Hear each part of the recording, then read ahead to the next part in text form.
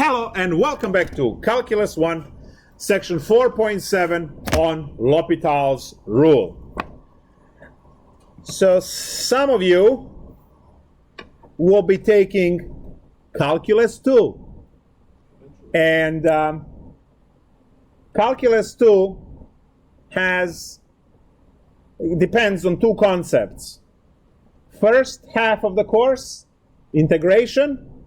Second half of the course, taking limits. So this is one of those sections that if you don't know this, do yourself a favor and don't sign up, right? It's that blunt, right? Half of the course is going to be taking limits in Calc 2, and most of those limits will be L'Hopital's rule. So you really need to know this stuff. Now, L'Hopital's rule has a very interesting history, so I'll take another 2 minutes there. L'Hopital's rule is actually not L'Hopital's rule, it's Bernoulli's rule. Mathematician Bernoulli was great mathematician, and then L'Hopital was this really rich dude who had love and for mathematics and wanted to learn as much as possible. Now, in those times, guess what? No YouTube, right? So 1800s. So you don't get to learn that stuff anywhere. No books, nothing, unless you know someone who knows the stuff. And Bernoulli was paid as a tutor by L'Hopital, and Bernoulli was sending his papers and scripts and notes and ideas and technically teaching and tutoring L'Hopital. L'Hopital learned so much calculus and was really good at it. He published the first ever calculus textbook. There were no calculus textbooks prior to the one he published and wrote. And this rule, which Bernoulli never published, appeared for the first time in that book. And the entire mathematical community went, "Oh, this is so cool. L'Hopital's rule is awesome." L'Hopital, right? No one knew at that time it was actually Bernoulli's rule. They didn't give him credits. And eventually people found out, but it's still called L'Hopital's rule to at least honor L'Hopital for writing first ever calculus book. So that's a cool part of the history.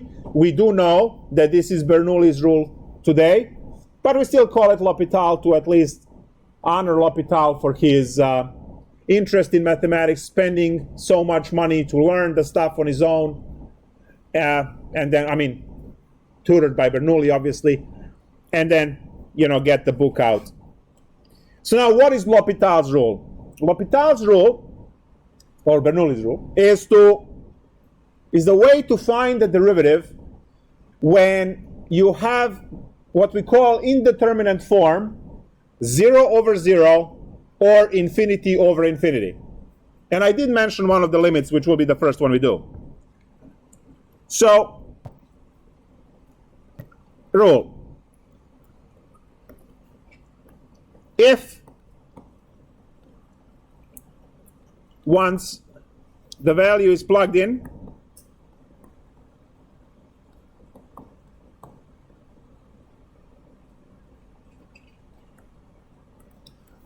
if once the value is plugged in, the value of the limit is 0 over 0 or infinity over infinity, then,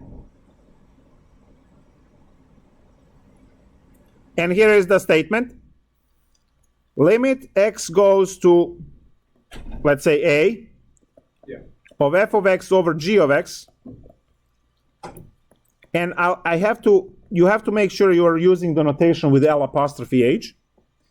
So limit of f of x over g of x is the same as the limit of f prime of x divided by g prime of x as x goes to a, and it's equal to some limit L.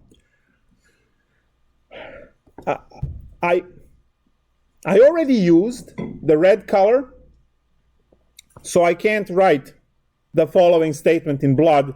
So I'll use the purple, and there it says not a quotient rule. Not a quotient rule. These are independent derivatives. Derivative of f divided by derivative of g. You know that the quotient rule is that elaborate formula of gf prime minus fg prime divided by g prime, right? G squared, sorry. So quotient rule is that elaborate formula.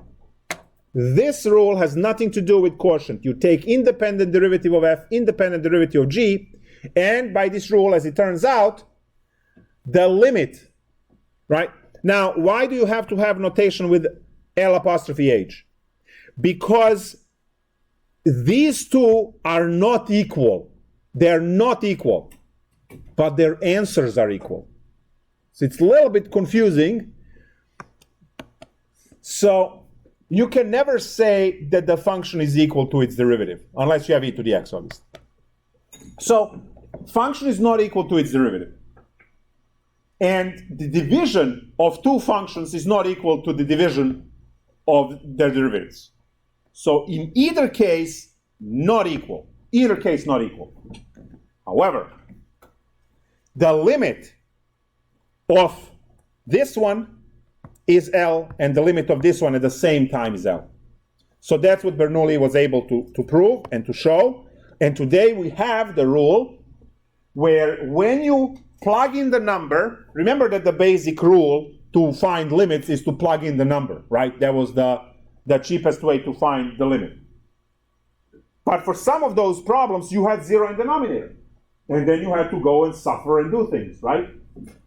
But some problems we already seen, and you memorized one of them at least, had 0 divided by 0. And when you run into that, this is when L'Hopital's rule kicks in. Now that example... Oh, what, you mean that one of these has 0 divided by 0? Many will have, but this example is the one that you've seen. Yes, I see what you mean. The one that I use in. Yes. See that example? Limit of sine x divided by x. So at one point in chapter 3 I asked, yeah, just memorize this, we'll talk about this later. Well, hello later. It's right now. How do we compute this limit? You plug in 0, what you get is 0 divided by 0. So when you have 0 divided by 0, then you have what we call indeterminate form. And this is where L'Hopital's rule kicks in. So now you put equal and you put L apostrophe H, and then you take independent derivatives, right? So limit equal to 0, limit goes, x goes to 0, and now the derivative of sine x is cosine x divided by derivative of x is 1. Oh, I see what you do.